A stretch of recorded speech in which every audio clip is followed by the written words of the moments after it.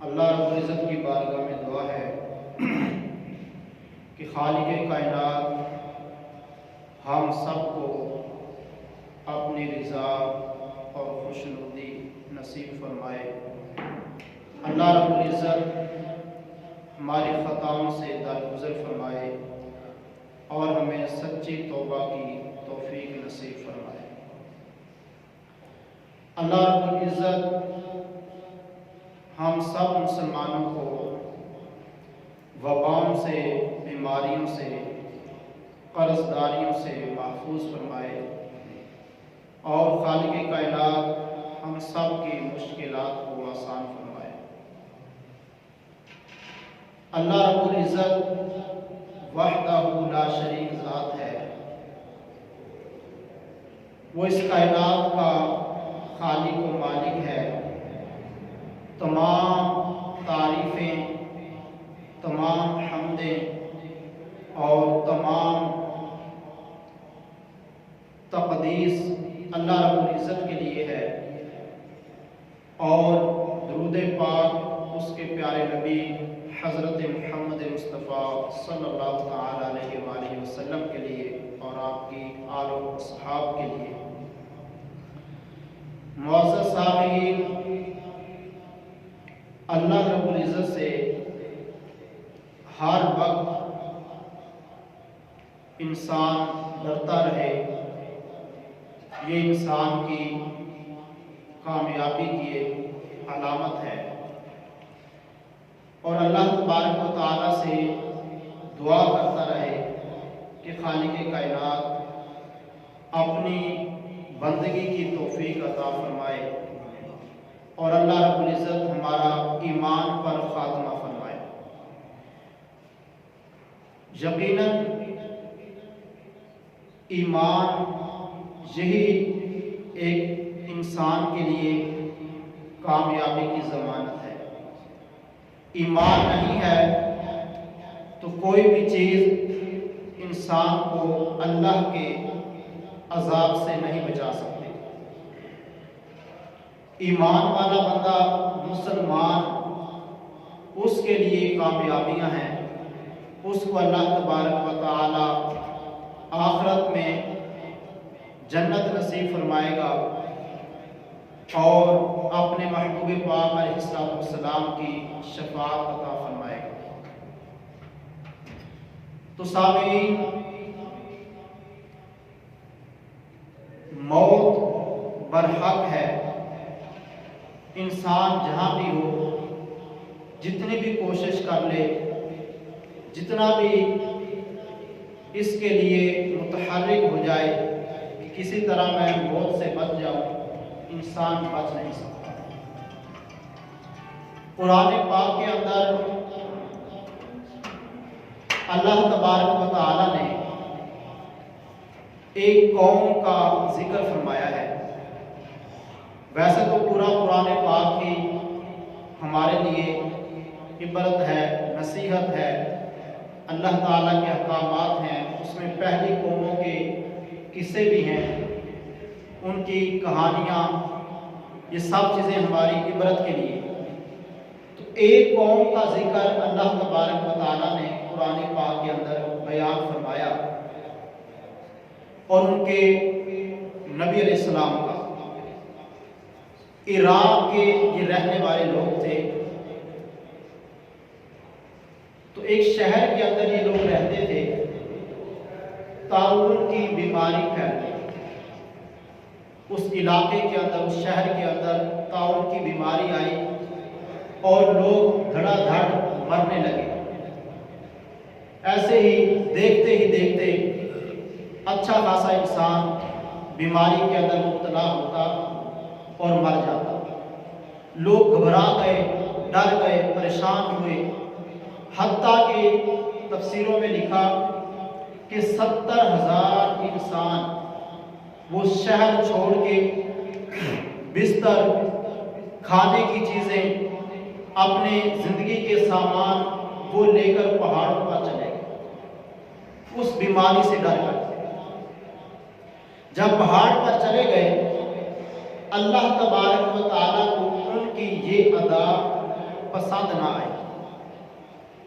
अल्लाह तबारक व तआला इस बात से नाराज हुआ कि ये लोग अपना वो शहर छोड़कर इस जगह पे क्यों आ गए, ताउन से भागकर इस जगह पे क्यों आ गए। तो अल्लाह तबारक व तआला ने एक फरिश्ते को हुक्म दिया कि जाओ और जाकर कहो कि मूतू, ऐ लोगों तुम मर जाओ। वो फरिश्ता आया और उसने आकर कहा मूतू, ऐ लोगों तुम मर जाओ। तो 70,000 लोग उसके कहने से ही तमाम के तमाम मर गए।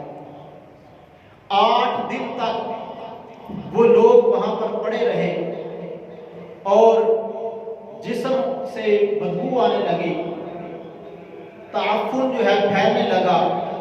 करीब करीब के लोग वो बड़े परेशान हुए उन लोगों से जो आए हुए थे और मर गए, और उन लोगों ने उनके चारों तरफ एक दीवार बना। अब उनको उठा भी नहीं सकते थे कि 70,000 आदमी हों, किस किस को उठाया जाए और दफन किया जाए। उसकी दीवार बना दी गई। बिल आखिर जब 8 दिन हफ्ता गुजरे तो अल्लाह तबारक व तआला के एक नबी का वहां से गुजर हुआ, हजरत हिजकील अलैहिस्सलाम, जिनका जिक्र कुरान पाक में जुल्किफल के नाम से है, जुल्किफल। और ये हजरत मूसा अलैहिस्सलाम के तीसरे खलीफा थे, अल्लाह के नबी भी थे। जब इनका गुजर वहां से हुआ तो इनको बड़ा अफसोस हुआ।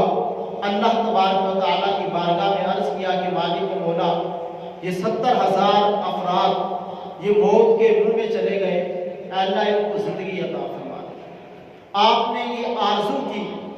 अब देखें अल्लाह तबारक व तआला अपने अंबिया को कितनी शान अता फरमाता है कि कानून ये है कि जो एक बार मर जाता है वो क़यामत से पहले जिंदा नहीं होगा।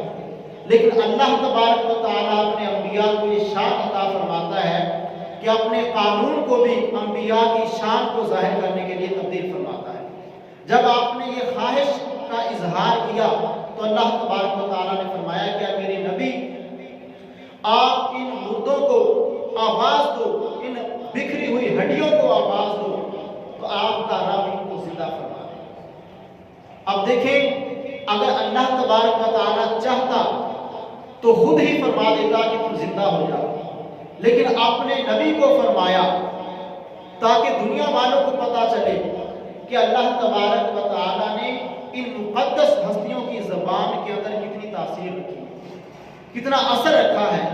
अगर अल्लाह खुद जिंदा फरमाता, क्योंकि उसकी सिफत है जिंदा करना और मारना, तब भी अल्लाह के नबी की आरज़ू पूरी हो जाती। लेकिन अल्लाह के नबी को फरमाया गया कि तुम फरमाओ।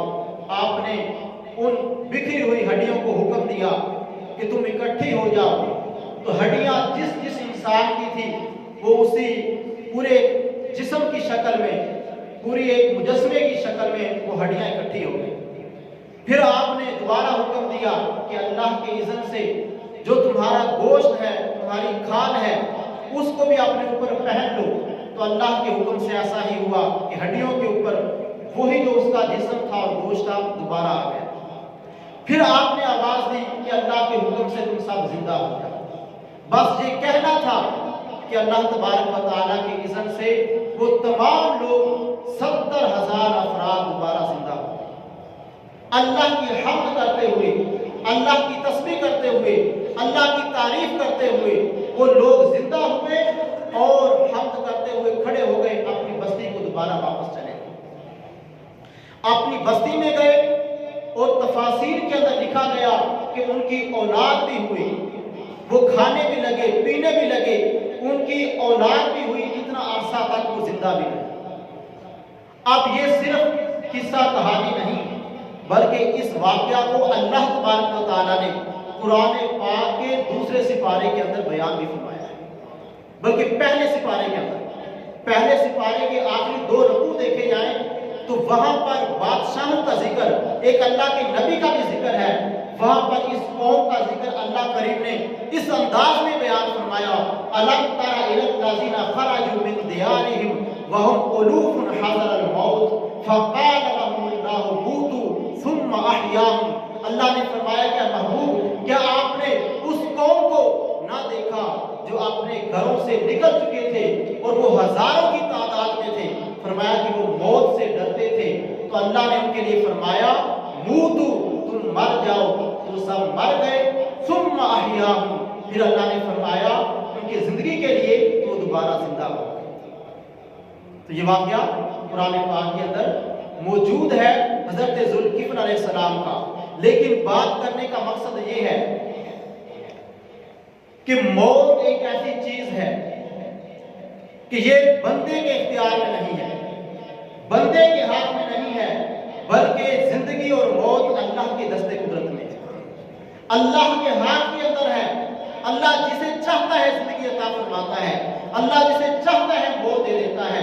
تو کتنی ہی وبائیں کیوں نہ آ جائیں، کتنی ہی بیماریاں کیوں نہ آ جائیں، ایک اسلامی عقیدہ یہ ہے کہ بندہ اس جگہ سے بھاگے نہ۔ یہ عقیدہ ہمارے نبی پاک علیہ السلام نے ہمیں دیا، اور اس قوم کا جس کا ذکر قرآن پاک کے اندر اس اشارتاً یوں بیان کیا گیا، یہ قوم بھی اپنے علاقے سے طاعون کی وجہ سے بھاگ گئی تھی، طاعون کی وجہ سے بھاگ گئی تھی۔ تو اللہ تبارک و تعالیٰ کو یہ بات پسند نہ آئی، تو اس لیے موت دینا اور زندگی دینا یہ اللہ کی شان ہے۔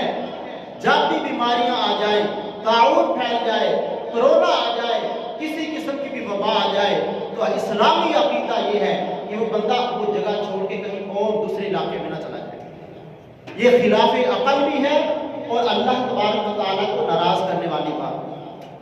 اور طاعون کے بارے میں تو یہ ہے، فرمایا گیا کہ اس علاقے سے چلے جانا گناہ کبیرہ ہے، گناہ ہے وہاں سے۔ حدیث پاک میں آیا، نبی پاک علیہ السلام نے فرمایا کہ وہ بندہ ایسا ہی ہے جو طاعون سے ڈر کر بھاگ گیا، جیسے ایک میدان جہاد کے اندر ایک مسلمان تھا، کافر سے مقابلہ کر رہا تھا، وہ کافر سے ڈر کے بھاگ گیا۔ اور قرآن نے ایسے بندوں کے بارے میں کہ جو میدان جہاد کے اندر ہوں، کافروں سے ڈر کے بھاگ جائیں، فرمایا کہ ان کے بارے میں فمن باء بغضب من اللہ ومأواه جہنم، فرمایا کہ وہ اللہ کے غضب کے ساتھ بھاگا ہے، اس کا ٹھکانہ جہنم ہے، اور وہ کیا ہی برا ٹھکانہ ہے۔ قرآن پاک میں تو طاعون سے نہیں بھاگنا، اسی طرح کوئی بھی بیماری ہے اس سے بھاگنا نہیں ہے، بلکہ ہمیں حکم دیا گیا، ہمیں بتایا گیا کہ جو موت ہے، یہ جو زندگی ہے، یہ اللہ تبارک و تعالیٰ کے دست قدرت کے اندر ہے، اللہ تبارک و تعالیٰ کے دست قدرت میں ہے۔ تو اس لیے کسی نے کہا کہ بے وفا دنیا پہ مت کر اعتبار، تو اچانک موت کا ہوگا شکار، موت آ کر رہے گی یاد رکھ، جان جا کر رہے گی یاد رکھ، کر لے توبہ رب کی رحمت ہے بڑی، ورنہ قبر میں سزا ہوگی کڑی۔ یہ موت آنی ہے، اور اللہ تبارک و تعالیٰ نے قرآن پاک کے اندر انسان کو یہاں تک فرما دیا گیا کہ ان الموت الذی تفرون منہ فانہ ملاقیکم، فرمایا تم جہاں بھی بھاگ جاؤ، موت تمہارے ساتھ ملاقات ضرور کرے گی، فانہ ملاقیکم، وہ تم سے ملاقات کر لے گی، اینما یدرککم الموت ولو کنتم فی بروج مشیدہ، فرمایا کہ تم اگرچہ مضبوط قلعوں کے اندر جا کر چھپ جاؤ، تمہیں موت وہاں سے بھی جا کر ڈھونڈ لے، یہ پالے۔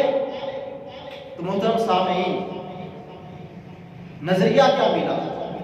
عقیدہ جو ہمارے اسلام نے ہمیں دیا وہ یہ ہے کہ ہر چیز کے اوپر جو اثر انداز ہوتا ہے وہ اللہ کا حکم ہوتا ہے، اللہ کے حکم کے بغیر کوئی چیز اثر انداز نہیں ہو سکتی ہے۔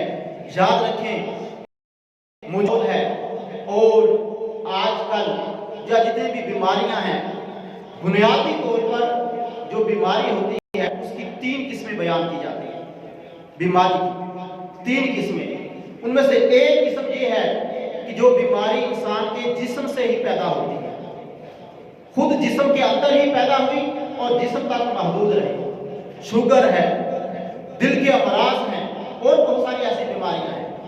اور دوسری قسم کی بیماریاں وہ ہیں جو انسان کے اپنے جسم سے پیدا نہیں ہوتی، بلکہ وہ کسی اور کے خون کے ذریعے سے منتقل ہو جاتی ہے، کسی اور کے جسم کے ذریعے سے وہ منتقل ہوتی ہیں، جیسا کہ ایڈز ہے، ہیپاٹائٹس ہے، اس طرح کی بیماریوں کو اس انداز میں بیان کیا گیا۔ لیکن یہ والی بیماریاں ہوا کے اندر، ماحول کے اندر پرواز نہیں کرتی ہیں، اڑتی نہیں ہیں، یہ فضا کو آلودہ نہیں کرتی ہیں۔ لیکن ایک تیسری قسم کی بیماریاں وہ ہیں، جیسا کرونا ہے، طاعون ہے، کہ یہ والے جو جراثیم ہوتے ہیں، یہ ایک مخلوق ہے، یہ جراثیم ہوتے ہیں کہ جو ہوا کو، ماحول کو آلودہ کرتے ہیں، ماحول کو آلودہ کرتے ہیں، اور پھر وہ چلتے چلتے انسان کے جسم تک پہنچتے ہیں، ہاتھوں تک پہنچتے ہیں، اور انسان کی آنکھوں تک اور اندر منتقل ہوتے ہیں۔ یہ ایک مخلوق ہے۔ لیکن اس کے باوجود ایک بات یاد رکھنا کہ کوئی بھی جراثیم ہو، جب تک اللہ تبارک و تعالی نہ چاہے تو کوئی بیماری اڑ کر انسان تک نہیں آ سکتی۔ اور یہ ہمارا اسلامی عقیدہ ہے۔ ہمارے نبی پاک علیہ السلام نے فرمایا کہ لا عدوا، بیماری اڑتی نہیں، بیماری اڑ کر آ کر نہیں لگتی ہے، یہ ہمارا نظریہ ہے۔ اور دوسری بات یہ ہے کہ جب تک یہ بیماری آ بھی جائے، یعنی جراثیم اگر انسان تک پہنچ بھی گیا ہے، جب تک اللہ تبارک و تعالی نہ چاہے تو یہ اثر انداز نہیں ہو سکتا، اثر انداز نہیں ہو سکتا، اپنی طرف سے انسان کو یہ مریض نہیں بنا سکتا۔ یہ بات یاد رکھنا۔ اگر کسی کا نظریہ یہ ہے کہ یہ آ گیا اور یہ مجھے آ کر بیمار کر دے گا، یہ ایسا کر دے گا، یہ اسلامی عقیدے کے خلاف ہے۔ اسلامی عقیدہ کیا ہے کہ ہمارے نبی پاک علیہ السلام نے فرمایا لا عدوا، بیماری متعدی نہیں ہوتی ہے، بیماری اڑ کر نہیں آتی ہے۔ صحابہ نے پوچھا یا رسول اللہ صلی اللہ نہیں دیکھتے کہ ہمارے اونٹ صحیح سلامت ہوتے ہیں، بندھے ہوئے ہوتے ہیں، اور ایک اونٹ خارش زدہ آتا ہے اور اس کی وجہ سے بہت سارے اونٹ وہ بھی خارش زدہ ہو جاتے ہیں۔ تو نبی پاک علیہ السلام نے اسلامی عقیدہ اپنے صحابہ کو دیا، اور صحابہ کے توسط سے قیامت تک اپنی امت کو عطا فرمایا۔ ارشاد فرمایا کہ تم یہ خیال کر رہے ہو کہ ایک اونٹ آیا اور دوسرے اونٹ بھی خارش زدہ ہو گئے، تو کیا تم یہ نہیں دیکھتے کہ پہلا جو اونٹ تھا اس کو خارش زدہ کس نے کیا؟ فرمایا کہ یہ نظریہ نہ رکھو کہ اس کی وجہ سے وہ ہوا ہے، بلکہ یہ نظریہ رکھو کہ جس ذات نے پہلے اونٹ کو خارش زدہ کیا تھا، اسی ذات نے دوسروں کو خارش زدہ کر دیا۔ تو مطلب کیا ہے؟ مطلب یہ ہے کہ سبب کی طرف نظر نہیں رکھنی ہے، ذریعے کی طرف نظر نہیں رکھنی ہے، بلکہ اس ذات کی طرف نظر رکھنی ہے جو ذات اثر انداز کرنے والی ہے، جو بیماریوں کے اندر اثر رکھتی ہے۔ کھانے کے اندر اثر کس نے رکھا؟ ہمارا کام کھانا ہے، لیکن اس کے اندر اثر ڈالنا وہ رب کی ذات کا کام ہے۔ دوائی یہ ہمارا اختیار ہے، لیکن اس کے اندر بیماری کو دور کرنے کی شفا اور طاقت دینا یہ رب کا کام ہے۔ جیسا کہ تفسیر کبیر کے اندر امام رازی رحمۃ اللہ تعالی علیہ نے ایک واقعہ لکھا۔ آپ فرماتے ہیں کہ حضرت سیدنا موسیٰ کلیم اللہ علیہ نبینا علیہ السلام جب بیمار ہوئے، پیٹ میں تکلیف ہو گئی، جب پیٹ میں تکلیف ہوئی تو اللہ تبارک و تعالیٰ کی بارگاہ میں گئے۔ دیکھیں ہم ڈاکٹر کے پاس جاتے ہیں، یہ ناجائز نہیں ہے، جائز ہے، باقاعدہ حکم ہے کہ ایسا کیا جائے، لیکن اللہ کا پیارا کلیم کوہ طور پہ اللہ کی بارگاہ کے اندر حاضر ہوتا ہے، اللہ سے ہم کلام ہو کر عرض کرتا ہے کہ مالک و مولا میرے پیٹ کے اندر تکلیف ہے۔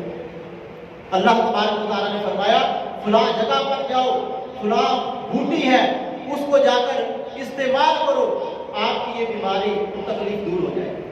موسیٰ علیہ السلام وہاں پر گئے، اس بوٹی کو توڑا، اس کو استعمال کیا، آپ کی تکلیف بالکل ختم ہو گئی۔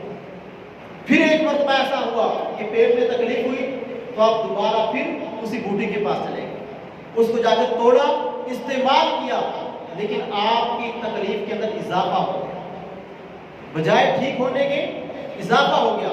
اللہ تبارک و تعالیٰ کی بارگاہ میں عرض کی کہ مالک و مولا جب میں پہلے گیا تھا उस बूटी को इस्तेमाल किया, मुझे शिफा नसीब हुई और अब मैंने उसको इस्तेमाल किया तो मेरी तकलीफ के अंदर इजाफा हो गया। तो अल्लाह तबारक व तआला ने फरमाया कि मूसा कलीमुल्लाह, क्या तू नहीं जानता कि जब तू पहले गया था उस वक्त मेरे हुक्म के मुताबिक गया था, मेरे हुक्म से गया था, और जब अब गए हो तो अपनी मर्जी से गए हो। तो आपको मालूम होना चाहिए कि कायनात की हर चीज के अंदर जहर है, जहर कातिल है।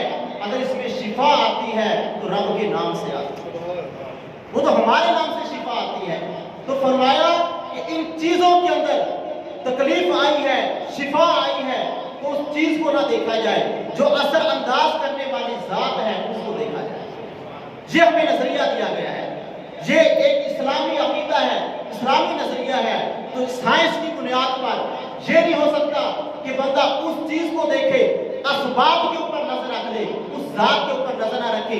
साइंस सबब है, ये जरिया है, ये दवाई जरिया है, लेकिन हमारे नबी इस्लाम ने आज से 1400 साल पहले बता दिया कि लोगों ये सब कुछ होगा, लेकिन तुमने नजर रखनी है तो रब्बे कायनात के ऊपर। वो तुम्हें बीमारियां भी दे सकता है, वो तुम्हें शिफाएं भी दे सकता है।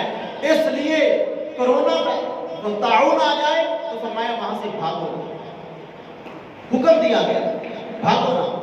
हाँ, हमें एहतियात का दर्स दिया गया है, एहतियात का दर्स दिया गया है कि एक जो है तरीके के साथ रहना है। अल्लाह ने असबाब भी पैदा फरमाए हैं, असबाब भी पैदा फरमाए हैं। ये असबाब इख्तियार करना तवक्कुल है। तवक्कुल ये नहीं है कि बंदा सबब को इख्तियार ना करे। एक बंदा मस्जिद के अंदर बैठकर और कहे कि मैं सारा दिन जो है नमाज पढ़ूंगा, नवाफिल पढ़ूंगा, तो फिर मुझे खुद ही जो है मेरा कारोबार सेट हो जाएगा। अब दुकान पे ना जाए, अपनी ड्यूटी पे ना जाए और मुझे रिस्क मिल जाए, नहीं, बल्कि अल्लाह तबारक व तआला ने सब असबाब की इस दुनिया के अंदर असबाब पैदा फरमाए हैं। ये तुम्हारा जरिया है, ये तुम्हारा सबब है। अगर तुम दुकान पे गए हो, कारोबार पे गए हो, किसी जगह पे गए हो, उस सबब को इख्तियार कर लो, फिर अल्लाह के ऊपर तवक्कुल करो। ऐसा ना कहो कि ये होगा तो यही मुझे रिस्क देगा, ये यूं कहो कि ये मेरा सबब है, रिस्क देना है तो मेरे रब की जात ने देना, अल्लाह की जात ने देना है। तो ये चीज हमारा इस्लामी अकीदा है। इसलिए मेरे मुहतरम साहब, वबाएं आए, बीमारियां आए, इनके अंदर एहतियात का पहलू भी है, लेकिन जिस अंदाज में हम ले लेते हैं वो वाला नजरिया भी गलत है। कोरोना एक वबा है, फैली है, फैल सकती है, मुमकिन है, लेकिन इसके बारे में बात का नजरिया ये बना क्या पूरी दुनिया खत्म हो जाएगी, पूरी दुनिया खत्म हो जाएगी। घर के अंदर काम करने वाली आई तो दरवाजों को जोर जोर से मारा कि पता नहीं क्या बला आ गई, कोरोना लेकर आ गई। ये नजरिया, घर के अंदर बिल्कुल बंद हो जाना और इस अंदाज में परेशान हो जाना कि अभी बहुत मेरे साथ के ऊपर सवार हो गई है, ये नजरिया भी गलत है। ये नजरिया भी गलत है कि इस अंदाज में चीज को ले लेना कि बंदा घबराहट का शिकार हो जाए, बंदा खुद ही नफ्सियाती मरीज बन जाए, ये नजरिया भी गलत है। लेकिन दूसरा नजरिया कि कोई कोरोना शोना नहीं, कोई कोरोना शोना नहीं, कुछ नहीं होता, डॉक्टर गलत कहते हैं और हुकूमत गलत कहती है, फलां चीज गलत कहती है, ये नजरिया इख्तियार कर लेना ये भी गलत है, ये भी गलत है। बल्कि हमारे दीन ने क्या हुक्म दिया, खैरुल उमूरी औसातुहा, म्याना नबी के साथ इस अंदाज में रहो, इस अंदाज में रहो कि ऐसा ना हो कि इंसानों से नफरत करने लग जाओ, इंसानों से नफरत करने लग जाओ। कोई सलाम करने आया, कोहनी तो लगा दिया कि हाथ ना दिया, हाँ उसको ले लो, लेकिन उसके बाद उसको समझाओ भी सही कि अब वक्त ये है, इस तरह का माहौल है, इस तरह का माहौल है, समझाना उसके बाद। लेकिन यूं भी ना हो कि उसकी दिल आजारी करके रख दो कि वो बड़े मोहब्बत के साथ आया, चलो ख्याल नहीं था, यूं ना समझो कि इसी के अंदर ही है। हाँ, एहतियात का पहलू है, जितनी भी एहतियात बताई गई है उसके मुताबिक अमल किया जाए ताकि जो है इंसान दोनों तरह जो है उसके ऊपर अमल करता है। अल्लाह तबारक व तआला के हुक्म के बगैर कुछ भी मुमकिन नहीं है। हाँ, एहतियात का पहलू जरूर है कि इंसान एहतियात करे, इंसान बचे। اپنے آپ کو، یہ اسباب کے یا توکل کے خلاف نہیں ہے۔ جیسا کہ ہمارے دیکھیں علماء نے کیا لکھا، فتاوی رضویہ اٹھائیں اور بخاری شریف کی شرح اٹھائیں، مفتی احمد یار خان نائبی رحمۃ اللہ تعالی نے، آپ فرماتے ہیں نبی پاک علیہ السلام نے حضرت سیدنا اسامہ بن زید رضی اللہ تعالیٰ کو فرمایا کہ طاعون ایک عذاب بھی ہے، ایک بیماری بھی ہے۔ فرمایا کہ اللہ کریم نے بنی اسرائیل کے اوپر یہ نازل فرمایا، فرمایا کہ جس قوم کے اندر یہ طاعون آ جائے، جس جگہ پہ آ جائے، فرمایا کہ اس جگہ پہ نہ جاؤ، اس جگہ پہ نہ جاؤ، لیکن فرمایا کہ جس جگہ پہ آ جائے اور لوگ وہاں پہ موجود ہوں تو وہاں سے باہر نہ نکلے، وہاں سے باہر نہ نکلے۔ کیوں؟ آگے علماء نے محدثین اس کی شرح لکھی، سیدی اعلیٰ حضرت رحمۃ اللہ تعالی نے اس کے بارے میں یہ لکھا کہ اگر کوئی شخص وہاں سے بھاگ کر آئے گا تو وہ تقدیر الہی سے بھاگنا چاہتا ہے، وہ تقدیر الہی سے بھاگنا چاہتا ہے۔ انسان کو تقدیر کے بارے میں بتایا گیا کہ جو کچھ تقدیر میں لکھا ہے وہ ہونا ہے، وہاں سے نہ بھاگو، لیکن جو دور تھا اس کو کہا گیا کہ وہاں نہ جاؤ۔ کیوں؟ کہ تقدیر الہی سے مقابلہ نہ کرو، تقدیر الہی سے مقابلہ نہ کرو، بلکہ اللہ کی عافیت مانگو، اللہ تبارک و تعالیٰ کی سے دعائیں مانگو کہ اللہ کریم اس کو دور فرما دے۔ تو اس لیے دونوں طرح کے نظریات ہیں کہ بالکل اپنے آپ کو بند کر کے اور نفسیاتی مریض بن جانا یہ بھی غلط ہے، اور اسی طرح بالکل یہ کہہ دینا کہ یہ ہے ہی نہیں، ایسا نہیں ہے، تو یا کوئی بھی بیماری ہے تو اس کے احتیاط نہیں کرنی چاہیے، یہ بات بھی غلط ہے، بلکہ احتیاط کرنی چاہیے، بچنا چاہیے۔ حضرت سیدنا عیسیٰ علیہ نبینا علیہ السلام، آپ کا واقعہ بخاری شریف کے اندر ہے، کتاب الانبیاء۔ آپ توکل کرتے تھے، اتنا توکل تھا کہ حضرت عیسیٰ علیہ السلام کے گھر کے بارے میں کوئی روایت نہیں کہ آپ نے گھر بنایا، آپ کا گھر نہیں، ظاہری اس طرح ہمارے گھر ہوتے ہیں۔ حضرت عیسیٰ علیہ السلام کے پاس ایک کمبل تھا، وہ بھی آپ نے اللہ کے راستے میں خرچ کر دی، ایک پیالہ تھا جسے پانی پیتے تھے، وہ بھی اللہ کے راستے میں دے دیا، چلو سے پانی پیا کرتے تھے۔ بخاری میں ہے، شیطان آیا آ کر کہنے لگا کہ آپ اللہ پہ بڑا توکل کرنے والے ہو۔ آپ نے کہا کہ ہاں میں اللہ پہ توکل کرتا ہوں۔ تو کہا کہ اگر آپ کو اللہ پہ اتنا ہی بھروسہ ہے تو پھر اس پہاڑی کے اوپر چڑھ کے چھلانگ لگاؤ، آپ کا رب آپ کو بچاتا ہے یا نہیں؟ آپ کا توکل ہے۔ تو آپ نے اسے فرمایا کہ مردود، میں اپنے رب پہ بھروسہ کرتا ہوں، میں اپنے رب کا امتحان نہیں لیتا، میں اپنے رب کا امتحان نہیں لیتا۔ کہ ایسا نہیں ہے کہ کہیں مصیبت ہے اور بندہ وہاں پہ چلا جائے، وہاں پہ چلا جائے اور جا کر دیکھیں میں تو نفل پڑھتا ہوں، میں تو تہجد پڑھتا ہوں، مجھے کیا ہوگا؟ یا ایک بندہ کہ میں 5 وقت کا نمازی ہوں، ایسا ہوتا ہے، مصیبت آ گئی میرے اوپر کیوں آئی؟ اور دوسرے لوگ بھی سمجھ لیتے ہیں جو دنیا دار ہوتے ہیں، دیکھو یہ ہماری ٹھاٹ باٹ ہے، تم تو نمازیں پڑھتے تھے، تمہارے اوپر عذاب آ گیا، تمہارے اوپر کیوں آیا؟ تو یہ نہیں دیکھتے کہ قرآن نے اسلامی عقیدہ کیا دیا۔ قرآن نے اسلامی عقیدہ یہ دیا ہے کہ یہ تمام زمین کے اندر وما اصاب من مصیبت فی الارض الا فی انفسکم ولا فی انفسکم، فرمایا کہ کوئی مصیبت جو زمین میں آتی ہے وہ اللہ کے حکم کے بغیر نہیں آتی، جو تمہاری جانوں کے اندر مصیبت آتی ہے وہ اللہ کے حکم کے بغیر نہیں آتی ہے۔ تو فرمایا جو ہم نے لکھا ہوتا ہے وہی مصیبت تمہارے پاس پہنچتی ہے، لیکن ساتھ یہ بھی بتایا ما اصاب من مصیبت فبما کسبت ایدیکم، کہ جو مصیبت آتی ہے وہ تمہارے ہاتھوں کی کمائی ہوگی، یہ بھی بتا دیا۔ یہ کہ دونوں طرح کا ہمیں درمیانی راستہ اختیار کرنا ہے کہ بالکل اس انداز میں رہنا کہ فلاں بندہ وہ ایسا کر جائے گا، احتیاط ہے، احتیاط کرنی چاہیے، لیکن اس کا اثر یہ دیکھنا چاہیے کہ اللہ تبارک و تعالیٰ عطا اس کے اندر رکھے گا تو مجھے ایسا ہو جائے گا، ورنہ اس کے علاوہ نہیں ہے۔